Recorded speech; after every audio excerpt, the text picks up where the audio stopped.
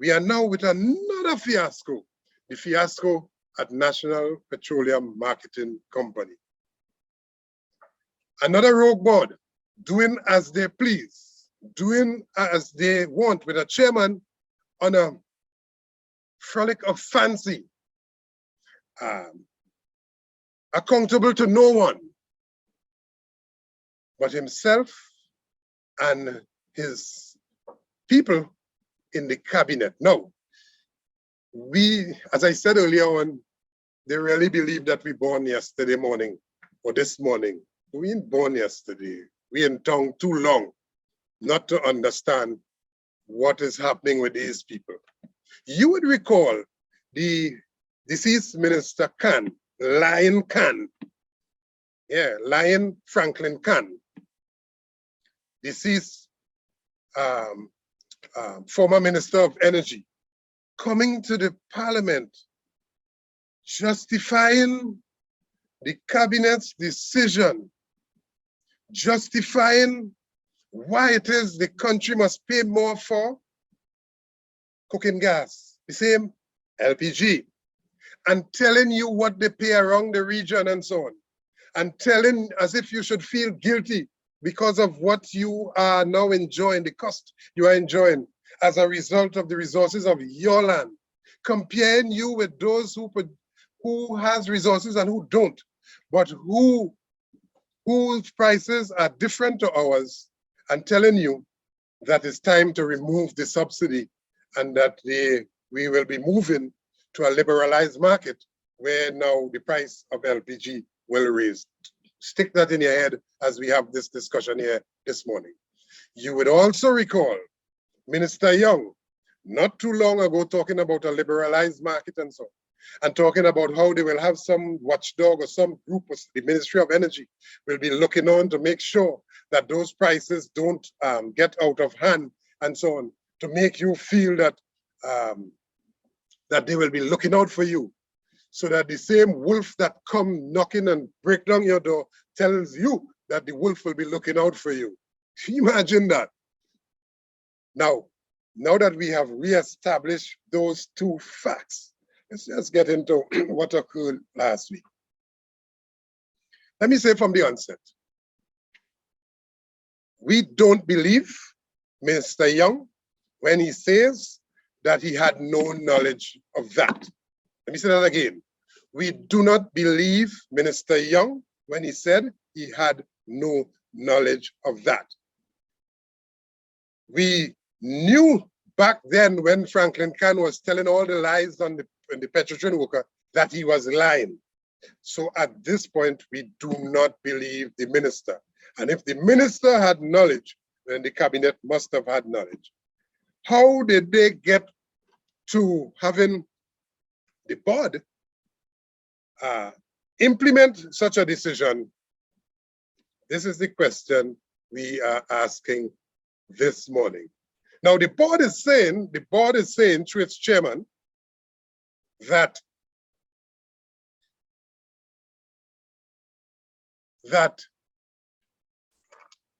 it is an employee.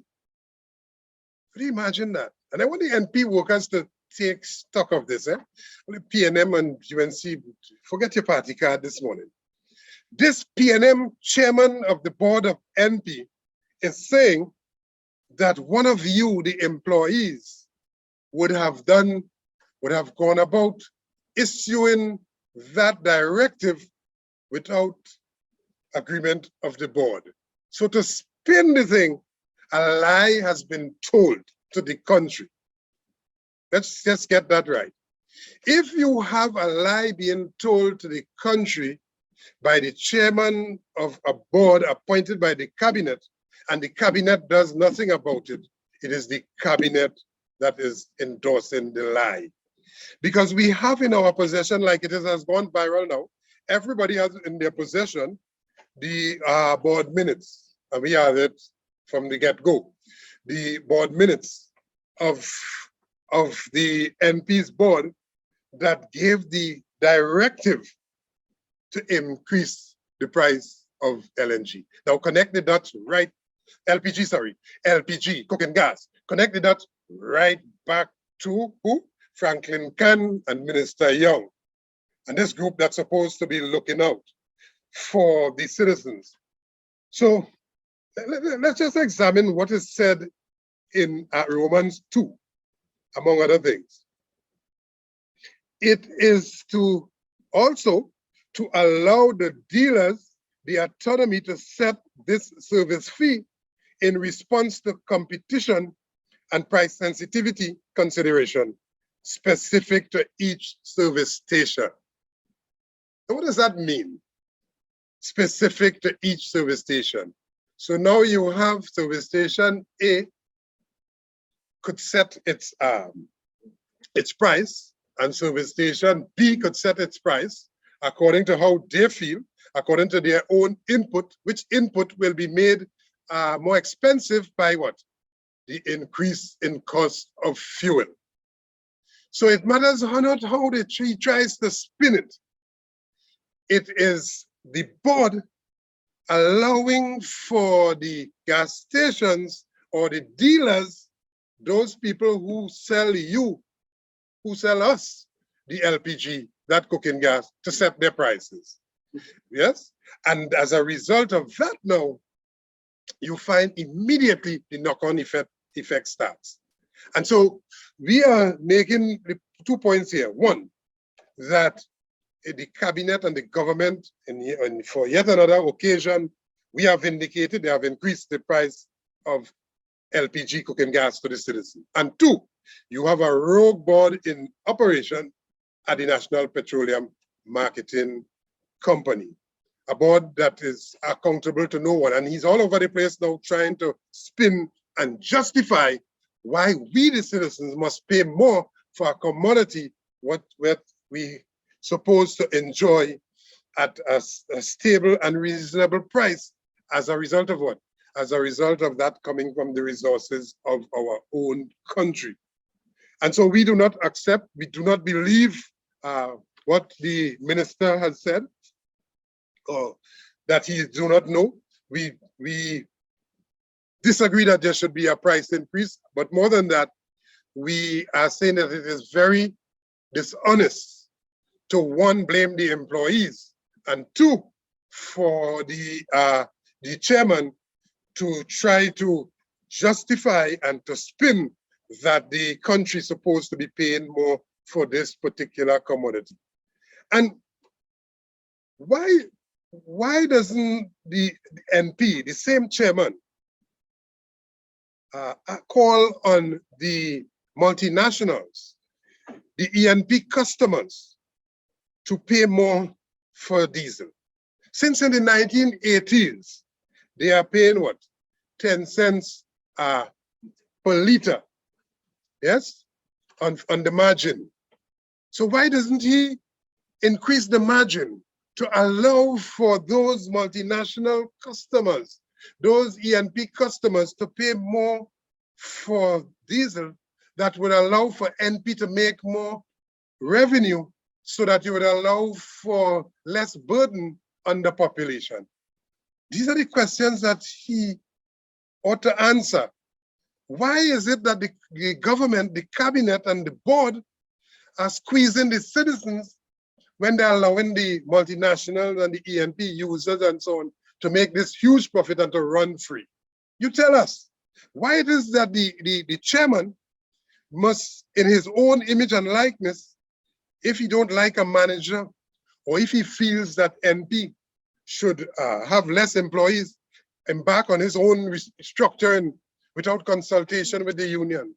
Why it is that this chairman must be allowed to violate the collective agreement, to violate terms and conditions and customs and practices and so on?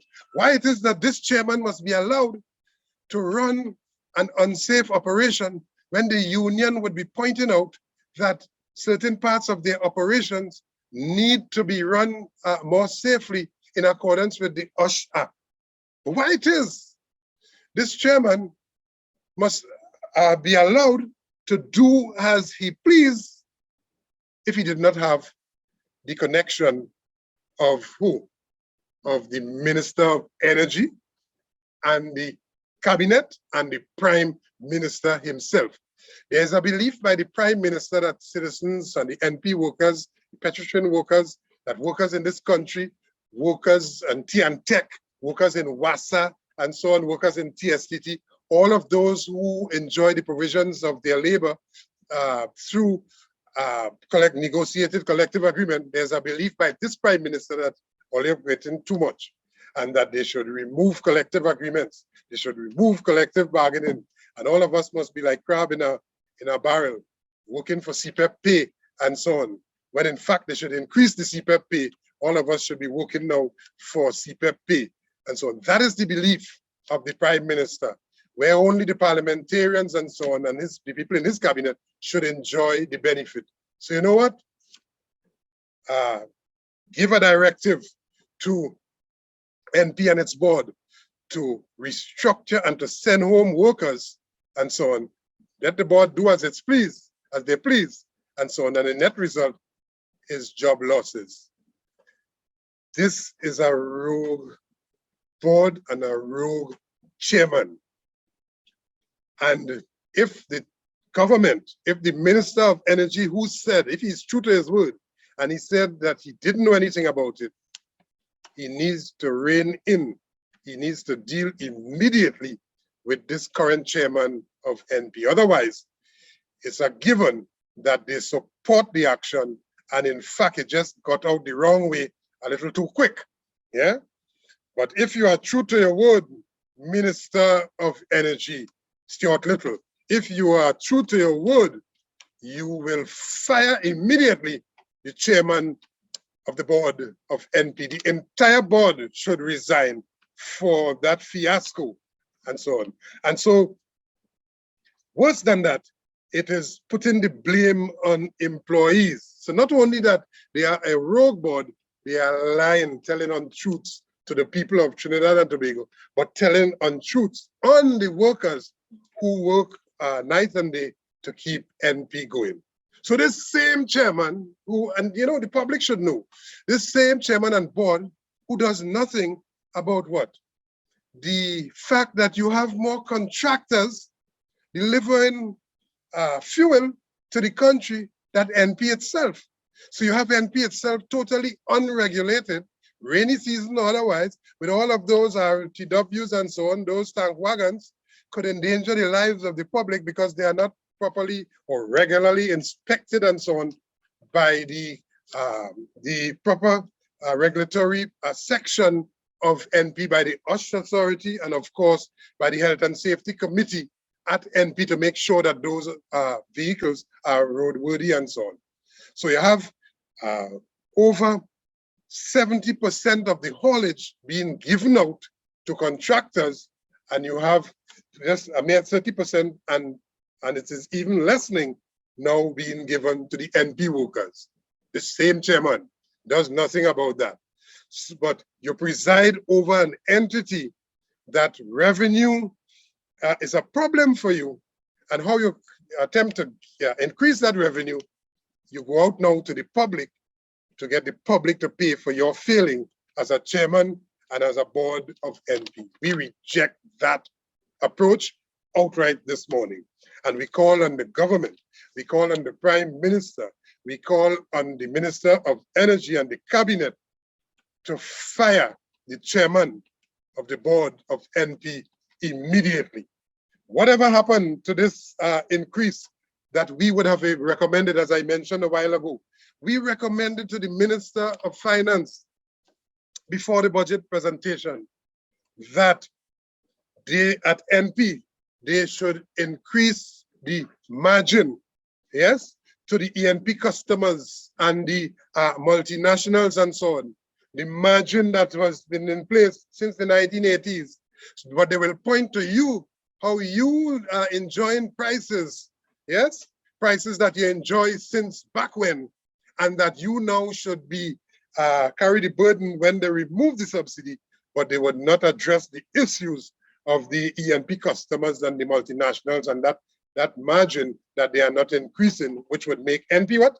More profitable and so on, more revenue to NP and put less burden on the people of Trinidad and Tobago.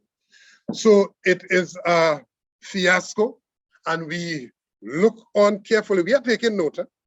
We are taking note of all of these issues. And do not believe for one moment that when the SOE ends, we would have forgotten about all of these issues and we will move on. We are listing them too much to compile, but we are taking on the onerous task of listing all of these fiascos one by one. And therefore, I want to remind you, the citizens, that what we are facing now, with a budget that is a war on the people and a con job on the people of Trinidad and Tobago, with all of those price increases and hardship that the people are going to face with. Let's list them. Continued increase in food prices, increased water rates, increased electricity rates, and its knock-on effect. That too is going to carry a knock-on effect for all the commercial and other users of electricity. Increased fuel price due to the liberalized fuel market and all of the knock-on effects. Property tax, continued privatization of state enterprises, NP, TNTEC, WASA, TSTT, the Port of Spain, TT Post, and Swimcol. All of those are coming. The no new jobs being created against the backdrop of all of these things. So it's more pressure for people who are where? At home. And of course, more retrenchment to come as a result of all of those so-called restructuring, but really they are privatization and reduction in employment and so on. And of course, as we said before, absolutely no new plans to grow the economy, to grow us out of this problems that we are in right now. Remember, they are short on ideas, but they are quick to really try to make the people feel guilty for benefits that, the little benefits that we were enjoying as a result of being the citizens of Trinidad and Tobago. They want you to feel guilty as they pull that away. And as they pull that away, there's no accountability. There's a lot of desk thumping by those who would not feel the strain. And you, the people, are left out in the rain. And the only reason they are getting away with that without the hundreds of thousands of voices being raised in the streets right now is because we are suppressed. We are repressed under a state of emergency that has been imposed, extended for that single reason, where they continue to wage war on the people in the biggest con job that the country has ever seen. Thank you very much for your attention, members of the media. And if there are any questions, we are prepared to facilitate the answering of those questions.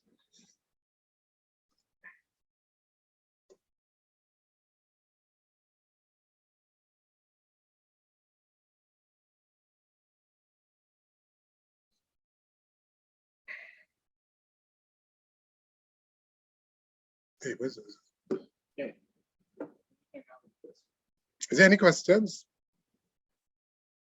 Or is it because we warned you before we are clear this morning? We take this issue with NP very, very serious, because that is just the tip of the iceberg of the bacchanal that is happening at the level of the board and the management at NP.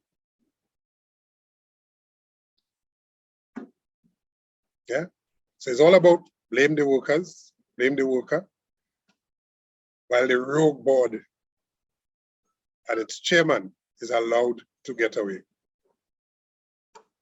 Yeah. So if there are no questions, let me just finally say to Minister Stuart Young, Minister of Energy, if you are true to your word, you must immediately remove the chairman from the board of NP. In fact, you should remove the entire board of NP. So just as you had a fiasco with the